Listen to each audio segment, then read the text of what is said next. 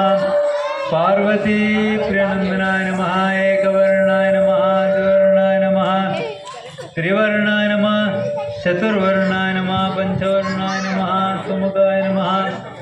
प्रमुखाय नमः, षण्मुखाय नमः, बालस्वामिने नमः, बालचंद्राय नमः, ब्रह्मचारिणे नमः, ब्रह्मरूपिणे नमः, ब्रह्मवंदिताय नमः, सर्ववंदिताय नमः, सर्वपूजिताय नमः, अग्रगण्याय नमः, वामाय नमः, ज्येष्ठाय नमः, श्रेष्ठाय नमः, सुरश्रेष्ठाय नमः, सृष्टिकर्तरे नमः, स्वयं स्वामिने नमः, विश्वनेत्रे नमः, विश्वपूजिताय नमः, विघ्नेश्वराय नमः, भक्तविघ्ननाशकाय नमः, सोमसूर्याग्निलोचनाय नमः, पाशांकुशधराय नमः, नागराजयज्ञोपवीतपतये नमः, चन्द्रचूडामणिये नमः, मूषिकवाहनाय नमः, लंबोदराय नमः, एकदन्ताय नमः, वक्रतुण्डाय नमः, सर्वसिद्धे प्रदायकाय नमः।